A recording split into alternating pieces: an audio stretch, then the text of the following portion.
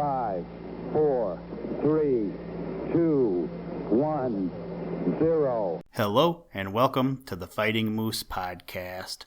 I'm your host and narrator, Jason Hendrickson. This is a podcast where I retell stories, some fictional and some historical, that can be enjoyed by people of all ages. Let's continue today with the next 4 chapters of The Adventures of Old Mr. Toad from our old friend Thornton W. Burgess. This episode again made me think of our frog and toad hike this year. We learned about the sounds of frogs and toads and then went and listened for them in the forest and in the ponds. Now, I will include 2 websites in the show notes that have to do with frogs, toads, lizards, and turtles of Michigan, but I think that these reptiles and amphibians are not solely located in Michigan, so have a look and see what you can learn. Now, let's turn to today's story. I hope you enjoy. Let's begin. Liftoff. We have a liftoff.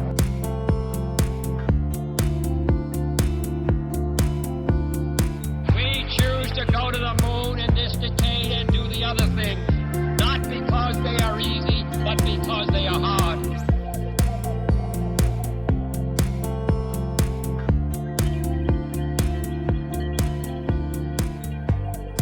Chapter 5. Old Mr. Toad's Music Bag. Never think that you have learned all there is to know. That's the surest way of all ignorance to show. I found old Mr. Toad, cried Peter Rabbit, hurrying after Jimmy Skunk. Where? Demanded Jimmy. In the water, declared Peter. He's sitting right over there where the water is shallow, and he didn't notice me at all. Let's get Unc' Billy and then creep over to the edge of the Smiling Pool and watch to see if old Mr. Toad really does try to sing. So they hunted up Unc' Billy Possum, and the 3 stole very softly over to the edge of the Smiling Pool, where the bank was low and the water shallow. Sure enough, there sat old Mr. Toad with just his head out of water, and while they were watching him, something very strange happened. What's the matter with him? Whispered Peter, his big eyes looking as if they might pop out of his head. If he don't watch out, he'll blow up and bust, exclaimed Jimmy. Listen, whispered Unc' Billy Possum. Do my old ears hear right? 'Pears to me that song is coming right from where Brer Toad is sitting. It certainly did appear so, and of all the songs that glad spring day, there was none sweeter. Indeed, there were few as sweet. The only trouble was the song was so very short. It lasted only for 2 or 3 seconds, and when it ended, old Mr. Toad looked quite his natural self again, just as commonplace, almost ugly as ever. Peter looked at Jimmy Skunk, Jimmy looked at Unc' Billy Possum, and Unc' Billy Possum looked at Peter, and no one had a word to say. Then all 3 looked back at old Mr. Toad. And even as they looked, his throat began to swell and swell and swell, until it was no wonder that Jimmy Skunk had thought that he was in danger of blowing up. And then, when it stopped swelling, there came again those beautiful little notes, so sweet and tremulous that Peter actually held his breath to listen. There was no doubt that old Mr. Toad was singing just as he had said he was going to, and it was just as true that his song was one of the sweetest, if not the sweetest, of all the chorus from and around the Smiling Pool. It was very hard to believe, but Peter and Jimmy and Unc' Billy both saw and heard, and that was enough. Their respect for old Mr. Toad grew tremendously as they listened. How does he do it? Whispered Peter. With that bag under his chin, of course, replied Jimmy Skunk. Don't you see it's only when that is swelled out that he sings? It's a regular music bag, and I didn't know he had any such bag there at all. I wish, said Peter Rabbit, feeling of his throat, that I had a music bag like that in my throat. And then he joined in the laugh of Jimmy and Unc' Billy, but still with something of a look of wistfulness in his eyes. Chapter 6. Peter discovers something more. There are stranger things in the world today than ever you dreamed could be. There's beauty in some of the commonest things, if only you'll have eyes to see. Ever since Peter Rabbit was a little chap and had first ran away from home, he had known old Mr. Toad, and never once had Peter suspected that he could sing. Also, he had thought old Mr. Toad almost ugly looking, and he knew that most of his neighbors thought the same way. They were fond of old Mr. Toad, for he was always good-natured and attended strictly to his own affairs, but they liked to poke fun at him, and as for there being anything beautiful about him, such a thing never entered their heads. Now that they had discovered that he really has a very beautiful voice, they began to look on him with a great deal more respect. This was especially so with Peter. He got in the habit of going over to the Smiling Pool every day when the way was clear, just to sit on the bank and listen to old Mr. Toad. "Why didn't you ever tell us before that you could sing?" he asked one day as old Mr. Toad looked up at him from the Smiling Pool. "What was the use of wasting my breath?" demanded old Mr. Toad. "You wouldn't have believed me if I had. You didn't believe me when I did tell you." Peter knew that this was true, and he couldn't find any answer ready. At last he ventured another question.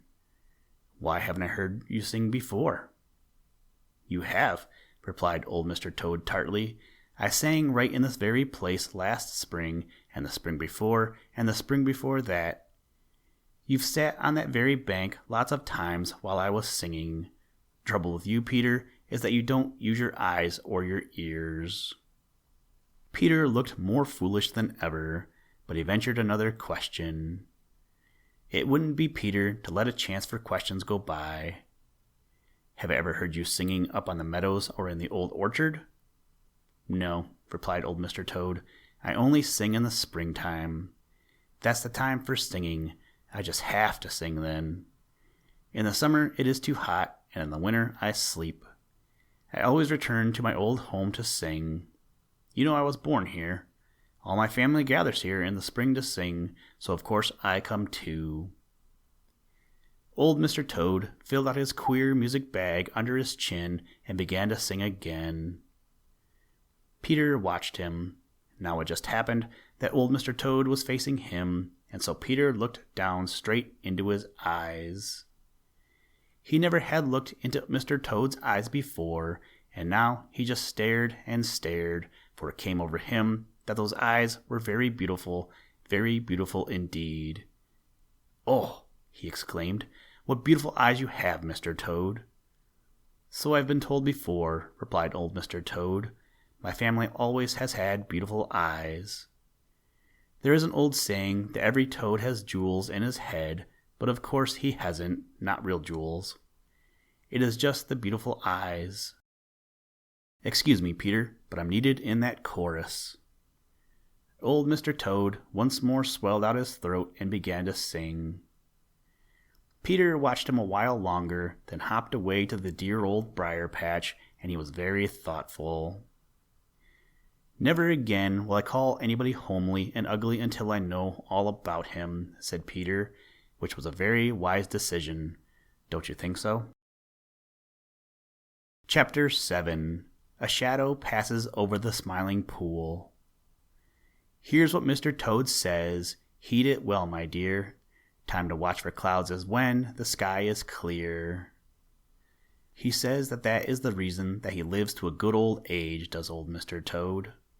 I suppose he means that when the sky is cloudy, everybody is looking for rain and is prepared for it, but when the sun is shining, most people forget that there is such a thing as a storm, so when it comes suddenly, very few are prepared for it. It is the same way with danger and trouble, so old Mr. Toad very wisely watches out when there seems to be the least need of it, and he finds it always pays. It was a beautiful spring evening. Over back of the purple hills to which Old Mother West Wind had taken her children, the Merry Little Breezes, and behind which jolly, round, red Mr. Sun had gone to bed, there was still a faint, clear light.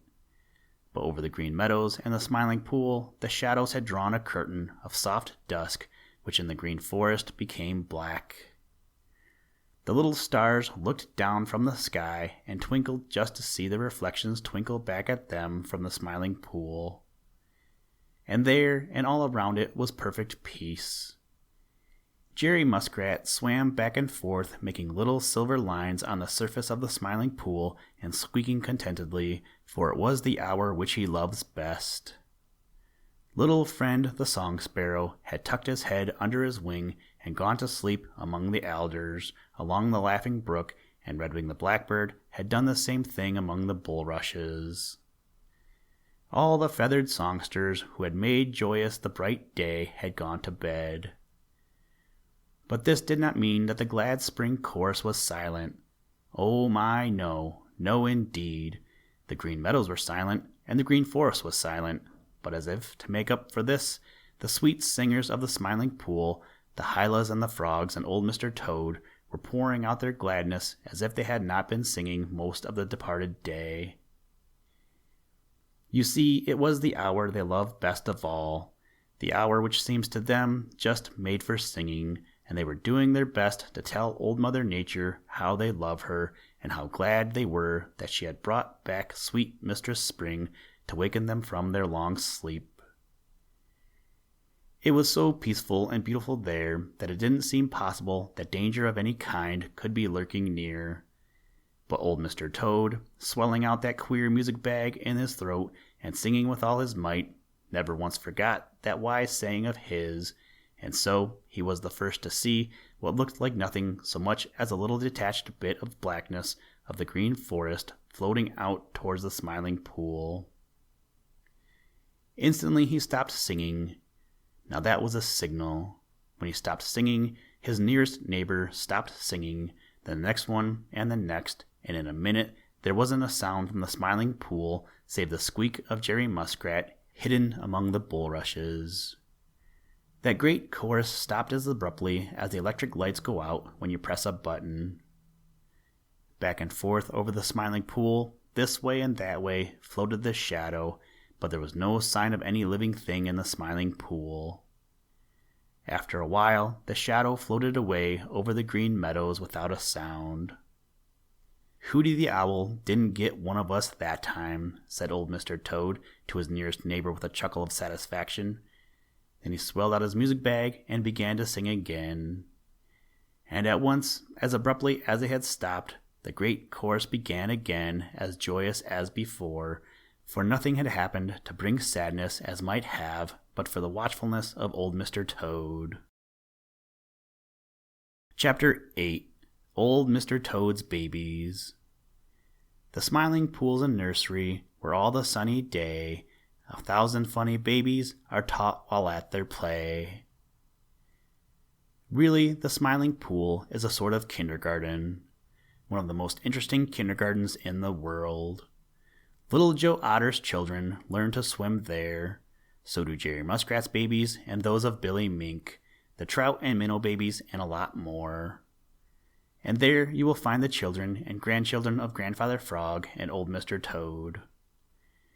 Peter Rabbit had known for a long time about the frog babies, but though he knew that old Mr. Toad was own cousin to Grandfather Frog, he hadn't known anything about toad babies, except that at a certain time in the year he was forever running across tiny toads, especially on rainy days, and each little toad was just like old Mr. Toad except for his size. Peter had heard it said that toads rained down from the sky, and sometimes it seems as if this must be so. Of course, he knew it couldn't be, but it puzzled him a great deal. There wouldn't be a toad in sight. Then it would begin to rain, and right away there would be so many tiny toads that it was hard work to jump without stepping on some. He remembered this as he went to pay his daily call on old Mr. Toad in the Smiling Pool and listened to his sweet song. He hadn't seen any little toads this year, but he remembered his experiences with them in other years, and he meant to ask about them. Old Mr. Toad was sitting in his usual place, but he wasn't singing. He was staring at something in the water. When Peter said good morning, old Mr. Toad didn't seem to hear him. He was too much interested in what he was watching. Peter stared down into the water to see what was interesting old Mr. Toad so much, but he saw nothing but a lot of wriggling tadpoles.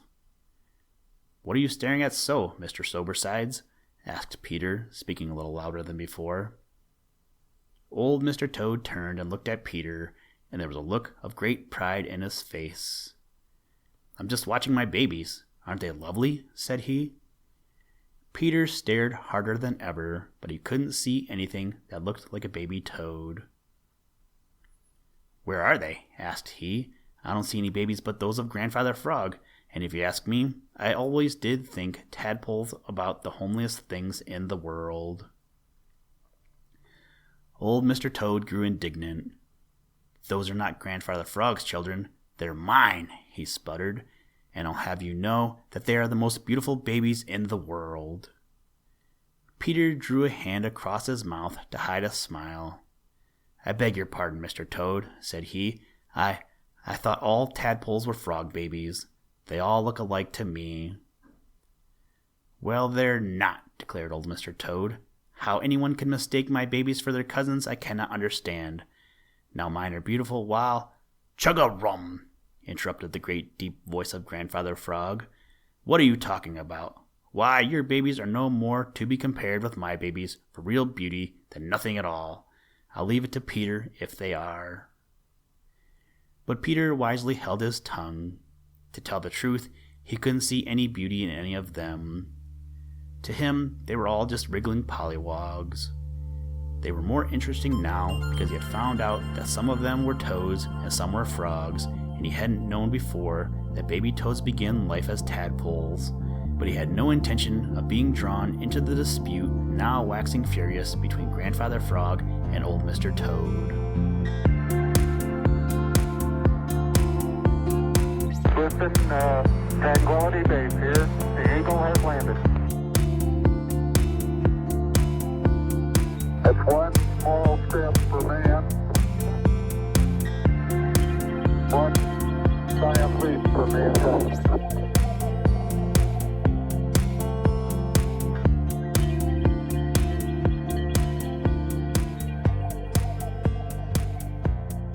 Thank you for listening to this episode of the Fighting Moose Podcast. Please join us next time as we read another exciting story. Today's music was provided by the artist Analog by Nature, and the audio clips were provided from NASA. For more information to download and or listen to audio or materials from all our recordings, or to contact us, please visit www.thefightingmoose.com, or you can follow the links in the show notes. If you enjoy the podcast, please leave us a review wherever you get your podcast or on iTunes, and tell a friend. Thank you for your patronage, and as always, try and do a random act of kindness every day. Mission complete, Houston. After serving the world for over 30 years, the space shuttle turned its place in history and it's come to a final stop.